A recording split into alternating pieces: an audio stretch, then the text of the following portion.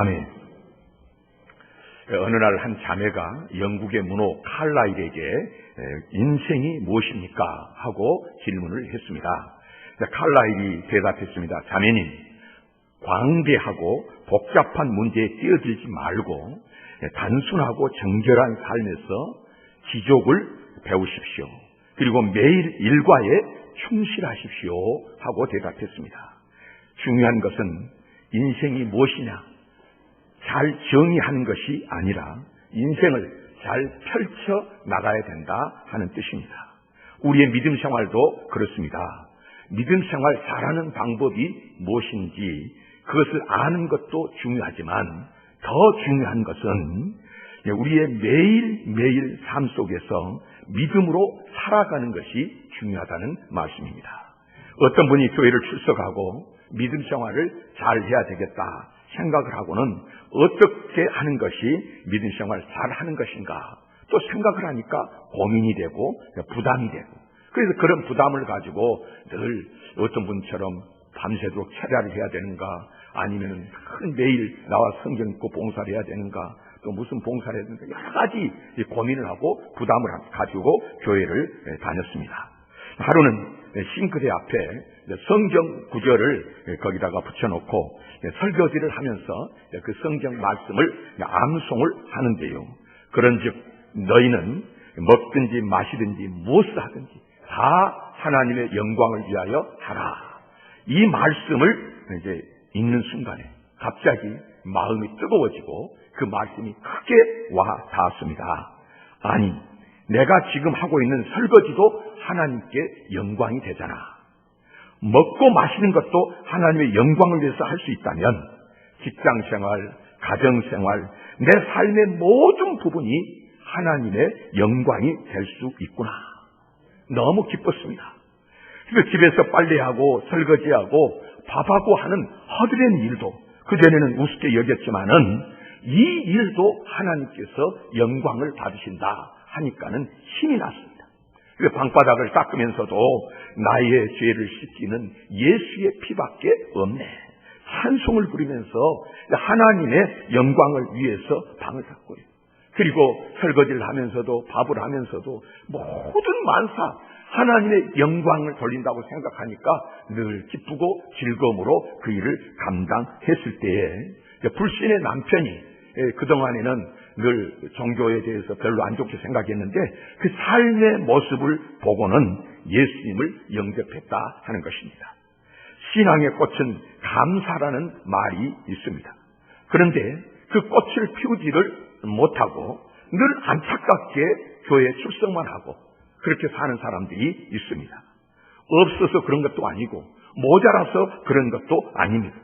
옆에서 볼 때에 모든 것이 갖추어졌지만은 습관적으로 불평이요 불만입니다. 그 생각이 어둠에 사로잡히면 인생의 범사가 어두울 수밖에 없는 것입니다. 상황을 어떻게 보느냐, 세상을 어떻게 보느냐. 조선 후기의 실학자 성호 이익 선생님에 대해서 여러분 들으셨을 것입니다. 이분이 이제 나이가 들어가면서 오는 5가지 좌절이라는 그런 글을 썼습니다. 인생을 살다 보니까 나이가 들면서 좌절감이 생겨서 썼는데 그것이 뭐냐면요. 첫째는 낮에는 꾸벅꾸벅 졸지만 밤에는 잠이 오지 않고, 두 번째는 곡할 때는 눈물이 없고 웃을 때는 눈물이 나며, 세 번째는 30년 전 일은 잘 기억하면서 눈앞의 일은 돌아서면 잊어버리고, 고기를 먹으면 뱃속에는 없고 이빨 사이에 다 끼고, 흰 얼굴은 검어지는데 검은 머리는 휘어지네 하면서 인생 이야기를 하는데 좀 공감이 갑니까? 그런 이야기를 했습니다. 나이가 들면 이래진다. 이에 대해서 역시 조선 후기의 실학자로서 성호 이 선생님이 돌아가시 1년 전에 이분은 태어났으니까 한참 후배죠. 후배인데 이분도 실학자로서 유명한, 얼마나 대단합니까? 우리 다산 정약용 선생님 계시는데 이 이야기를 듣고 당신은 노년에 대해서 뭐라고 썼느냐 하면요, 이렇게 썼습니다. 나이 들어 머리가 빠지고 대머리가 되니 빚이 필요하지 않고, 이가 없으니 치통이 사라지고, 눈이 어두우니 공부를 안 해서 편안하고, 귀가 안 들려서 세상 시비에서 멀어지고, 붓 가는 대로 글을 쓰니 손볼 필요가 없으며, 하수들과 바둑을 두니 여유가 있어 좋다. 이런 이야기였습니다. 똑같은 노년의 삶을 바라보면서, 그런 삶을 살면서 다르게 이야기합니다. 삶을 어떻게 보느냐, 어떤 생각이 그 마음을 주장하느냐에 따라서 그 삶의 태도가 달라지고, 생각이 달라지고, 인생이 달라지는 것입니다. 어느 남자가 아침에 출근을 해서 사무실에 들어가는데요, 사무실이 너무 어둡게 느껴졌습니다. 그래서 사무실이 왜 이렇게 어두운 거야 하면서 이제 자기 자리로 향해서 가고 있는데, 뜬금없이 팀장이 보고는 휴가 왔어? 하고는 한마디 하는 것입니다. 그 말을 들으니까 기분이 상했죠. 그래서 이 양반이 아침부터 뭘 잘못 먹었나? 일부 아침부터 시비야 하면서 이제 불편한 마음으로 속으로 이제 혀를 차면서 자기 자리에 앉았습니다. 그리고 이제 컴퓨터를 딱 켰는데 옆에서 동료가 잘 보여? 하고 또 묻는 것입니다. 팀장이 그러더니 이제 옆에 있는 동료까지 뜬금없는 말을 하니까 기분이 안 좋았습니다. 그러나 잠시 후에 팀장이나 동료가 왜 그렇게 말한 이유를 알았습니다. 아침에 집에서 나와서 출근을 하면서 차를 몰고 운전하고 오는데 마침 그 회사가 동쪽에 있었던지 해가 탁 떠오르는데 햇빛이 강하게 이렇게 비치니까 앞이 하나도 안 보여요. 그래서 선글라스를 꺼내가지고 이제 쓰고 이렇게 운전을 하고 왔는데, 그걸 떼고 어디까지 왔어요? 사무실까지 들어오니까 팀장이 휴가 왔어. 그리고는 또 옆에 동료는 컴퓨터 잘 보여 하고 이렇게 물었다는 것입니다. 그들에게 문제가 있는 것이 아니라 실제로 자기 자신에게 문제가 있었는데요. 사람들은 각자 색이 다른 그런 마음의 안경을 쓰고 다닙니다. 그래서 세상을 같은 색으로 볼 수 없어서 각자 다투기도 하고 서로 영적인 눈까지 머린 가운데 믿음의 삶을 살지 못하는 때가 많이 있습니다. 그래서 오죽하면 성경 요한계시록 3장에 너가 보고 싶으면 안약을 사서 내 눈에 발라라 하고 말씀합니다. 제가 심령의 눈을 가리게 해서 외적으로는 부자라고 하는데 실적으로 내적으로는 가난한 것을 모르고 사는 사람들, 또 어떤 사람들은 실제로 부자인데 이 외적으로 가난하게 여기면서 그걸 보지를 못하고 사는 사람도 있기 때문에 눈에 안약을 사서 발라가지고 정확하게 바로 알고 살으라, 그런 말씀입니다. 그러니까 많은 사람의 문제는 시력까지 나빠졌는데 선글라스까지 쓰고 있으니까 문제가 되죠. 한 가지 색을 보는데 만 가지 색 안경을 쓰고 보려고 하니까 같은 색으로 보이겠습니까? 각자의 안경을 벗는 것이 신앙생활의 기본이고 시력 교정도 해야 영안이 열리는 것인데요. 하여튼 복된 인생을 우리가 만들려고 한다면 무엇보다도 범사에 감사하면서 감사에 탁월해야 한다는 말입니다. 그리고 입에서 감사합니다는 말이 수시로 나오게 해야 됩니다. 입에서 나온 이 반복된 말은 점점 습관화가 되고 체질이 됩니다.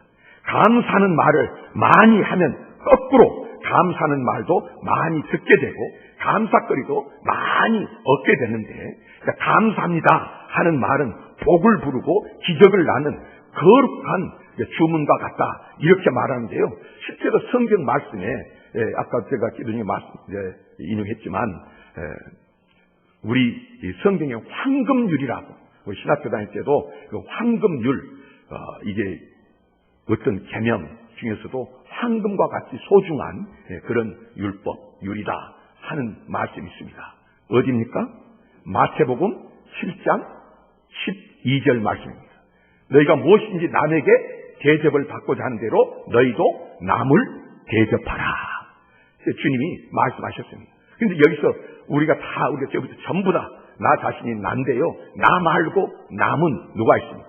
이웃이 있고 그 다음에 하나님이 계십니다. 그래서 그 하나님 앞에 늘 감사합니다 하고 하나님을 대접하는 방법은 뭐냐? 하나님께서 나에게 주셨습니다. 하나님께서 함께 하셨습니다.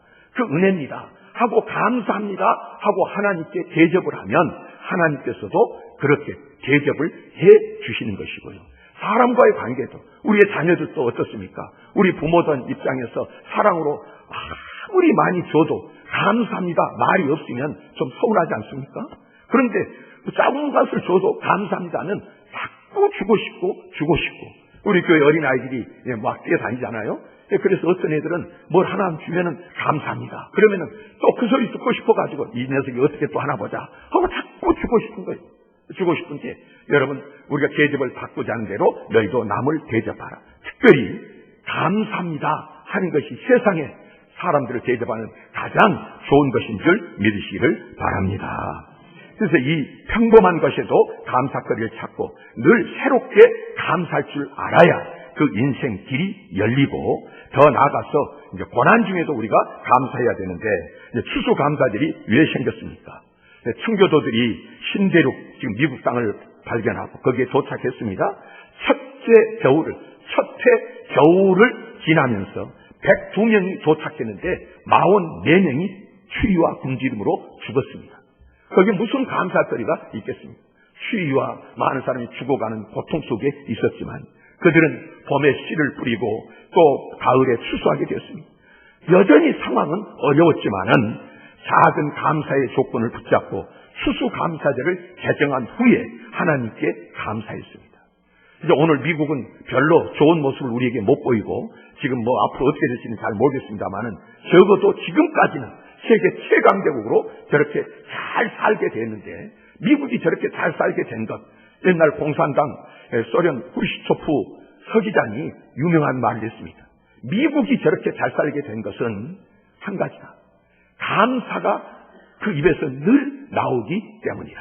그래서 미국 사람들은 늘 감사합니다 이야기하는데 심지어 아니요 할 때도 감사합니다 하고 말한다.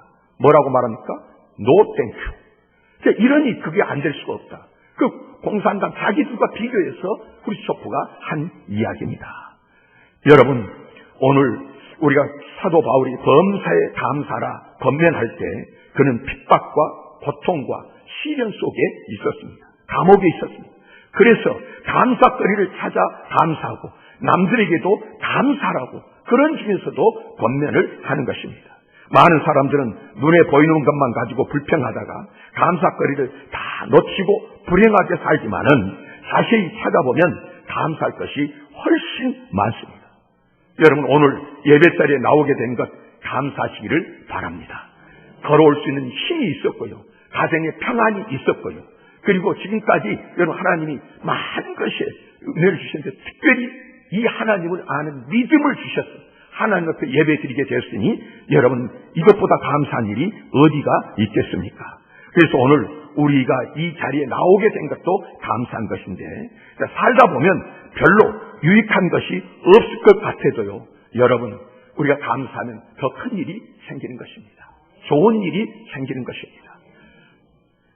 목사님 이야기를 제가 전해드렸는데 그분이 미국에 유학을 갈 때 우리 한국에서 어마어마하게 하여튼 저희가 선배로서 우리가 교수님으로서 그분을 굉장하게 봤었는데 그분이 미국 유학을 갈 때에 비행기에 올랐습니다.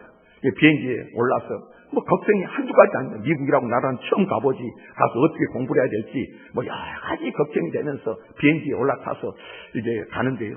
마침 옆에 오랜 미국 생활을 한 집사님이 이제 한국에 오셨다가 다시 미국에 들어가는 중에 같이 옆자리에 앉은 겁니다. 그래서 여기 내가 지금 미국을 처음 가냐고 그분이 물어보더래요. 그래서 예, 처음 갑니다. 그래서 내가 지금 미국에 가서 어떻게 생활할지 걱정이 많이 되는데 그랬더니 그분이 내가 미국 가서 잘 생활할 수 있는 방법을 한 가지 가르쳐 주겠습니다. 꼭 하십시오. 그래서 그게 뭡니까? 하고 물었더니 그분이 하는 말이 무슨 일을 만나든지 감사합니다. 감사합니다. 땡큐. 그것만 잘하면 됩니다. 하더라는 겁니다. 그래서 알겠습니다. 하고는 이제 비행기 앉아 있는데 조금 있다가 스튜어디스가 뭐를 가졌어요?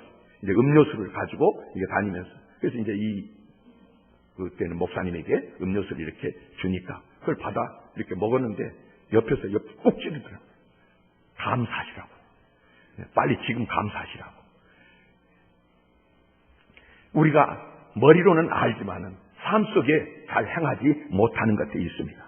어떤 것이 특별히 별로 유익하지 못하다 할 때는 감사는 고사하고 원망하기 쉬운데요. 옛날 보리밥은 가난한 사람들이 먹었지 않습니까? 그런데 그 보리밥이 지금은 성인병과 다이어트에 좋다고 해서 많은 사람들이 찾는데 옛날에는 그 사실을 잘 몰랐던 것입니다.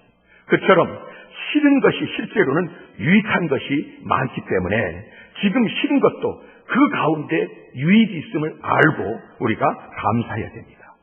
자녀가 학교 성적에서 꼴찌를 했어도 이렇게 기도하십시오. 하나님 감사합니다. 이제 더 내려갈 길은 없고 올라갈 길만 있으니 감사합니다. 또 성적이 나빠도요, 기가 안 죽고 다음 대하면 얼마나 좋습니까?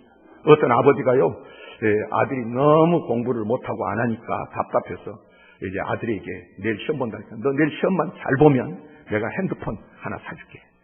그리고는 아버지가 또 공부 못한다고 또 안 주겠습니까? 그래도 미리 핸드폰 사가지고 준비하고 이제 있는데요. 다음날 아들이 이제 학교에서 오는데 그냥 가방을 돌리면서 막 신나게 뛰어오는 거예요.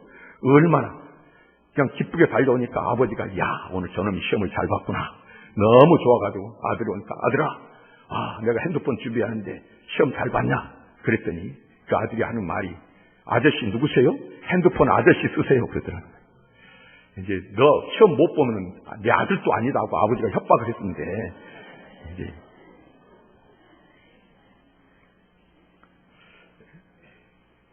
기죽지 않고요. 건강하면은 감사하셔야 되고요. 또 컨닝을 안 하고 거짓말도 안 하고 교회 잘 다니면 감사하고요. 우리가 세상에 보면 힘든 일도 있고 어려운 일도 많지 않습니까? 혹시 제가 전에도 그러면 찬양대 섰는데 찬양대 옆에 분이 하도 음정밖에 안 맞는데 또 소리는 얼마나 크는지 그러니까 이게 찬양대 그냥 쓰는 일이 고역인 거예요. 늘 힘들어서 못하겠다 하는 사람도 있습니다. 근데 가만히 생각해 보면 이제 그 음정 박자 틀린 것 들을 수 있는 귀가 있으니 얼마나 감사합니까? 또 그런 음악적 실력도 있으니 얼마나 감사하느냐 그 말입니다.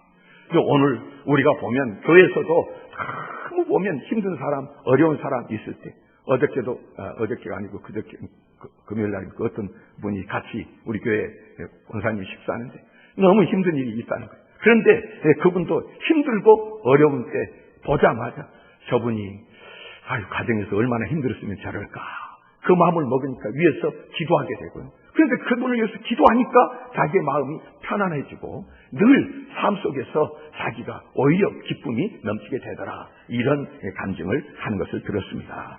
그렇습니다. 여러분 이렇게 눈에 보이지 않는 감사거리를 찾아서 감사하면 삶도 즐거워지고 그 고난을 극복할 힘도 생기는 것입니다. 맑을 때 감사하는 그 삶은 일반적인 삶입니다. 그러나 비가 올 때 감사하는 삶은 성령 충만한 삶입니다. 하나님을 사랑하는 자, 곧 그 뜻대로 부르심을 입은 자들에게는 모든 것이 합력하여 선을 이룬다는 말은 지금 힘들고 어려우나 이걸 하나님께서 반드시 바꾸어서 선으로 우리에게 부어주실 줄 믿습니다. 그러므로 오늘 눈앞에 힘들고 어려운 이런 일에 대해서 감사할 수 있어야 한다는 말씀입니다. 오늘 하나님께서 우리에게 주신 시편 136편은 감사십니다. 성경 전체에서 감사라는 단어가 제일 많이 들어가 있는 장이 바로 시편 136편입니다. 1절부터 오늘 26절까지 보면 매절마다 감사라는 단어가 26번 다 여기에 들어 있는데요. 이 시편은 말씀드린 대로 이스라엘의 명절, 절기가 되면 명절이 되면은 성전에서 온 백성 예배 드릴 때 레위인들이 앞에 부분을 먼저 선창하고 그다음에 회중들이 뒤에 부분을 또 같이 응답하면서 이 말씀을 낭독을 했습니다. 그래서 아까 우리가 그렇게 읽었잖아요. 다시 한번 우리 23절만 한번 해볼까요? 우리를 비천한 가운데서도 기억해 주신 이에게 감사하라. 그 인자심이 영원함도다. 길지 않죠? 그러면은 또 안 잊어먹을 줄 알고 한번 24절도 해보시겠습니다. 우리를 우리의 대적에게서 건지신 이에게 감사하라. 모든 육체에게 먹을 것을 주신 이에게 감사하라. 하늘의 하나님께 감사하라. 자, 먼저 우리를 비천한 가운데서도 기억해 주신 하나님께 감사하는 것입니다. 그 인자심이 영원합니다. 과거에 이스라엘이 비천한 가운데 있을 때, 노예 생활을 할 때 하나님이 기억하셨습니다. 그리고는 그들을 건져내시고 약속의 땅 가나안으로 보내주셨습니다. 그때 인자하신 사랑으로 그들을 불러주신 주님께서 거기서 끝이십니까? 그 인자하심이 영원하미로다 하는 말은 어제나 오늘이나 동일하신 하나님, 우리에게도 그 인자하심과 사랑이 동일하신 줄 믿으시기를 바랍니다. 이 세상에서 이제 여러분 우리가 사는 동안에 우리가 어떨 때 하나님이 우리를 불러주셨습니까? 우리가 아직 죄인 됐을 때 그리스도께서 우리를 위하여 죽으심으로 하나님께서 우리에게 대한 자기의 사랑을 확증하셨느니라 로마서 5장 8절에 말씀하셨는데, 우리가 죄인 됐을 때, 자격이 하나도 없을 때 하나님께서 십자가에 아들을 피 흘려 죽이심으로 우리를 건져주신 그 사랑, 우리가 비천한 자리에 있을 때 하나님이 우리를 보내신 그 사랑을 입은 사람들이 바로 저와 여러분 그리스도인들입니다. 사람은요, 서로 잘 사귀다가도 한 사람이 비천한 가운데 떨어지면 친구간이라도 형제간이라도 멀어지고 잊혀집니다. 그러나 하나님은 노예 생활하고 있어도 모든 사람이 다 무시하고 천대하고 미워해도요, 하나님은 그를 기억하시고 건져주셨어요. 오늘도 세상 사람들 다 날 버려도, 나를 모른 체하고 무시해도 하나님은 우리를 기억하시고 예수 그리스도 안에 있는 저와 여러분들을 기억하시고 책임지시고 인도하시는 줄 믿습니다. 그러므로 오늘 현상이 어떠하든지 미리 감사하십시오. 그 인자하심이 영원함이로다. 둘째로 우리의 대적에게서 건지신 이에게 감사라. 그 인자하심이 영원함이로다. 오늘 우리가 잘 살기를 원하고 바르게 살기를 원하고 잘 가기를 원하지만은 자꾸 마음속에서 두 마음이 싸우는 것입니다. 내가 원하는 선은 행치 않고 원치 않은 악만 행하도다. 이런 것이 우리 인생입니다. 그래서 누가 그렇게 합니까? 원수 마귀가 성경에는 우는 사자처럼 믿는 사람을 삼키려고 달려든다는 것입니다. 눈에 보이기만 하면 이 배고픈 사자가 으르렁거리며 다니다가 삼킨 것처럼 우리를 넘어뜨리고 무너뜨리고 믿으면서 끌어가려고 마귀 사탄이 그렇게 돌아다니고 있다는 것입니다. 어떤 때는 잘 아는 사람을 통해서, 어떤 때는 부모 형제를 통해서도 마귀가 그렇게 역사를 하는 것입니다.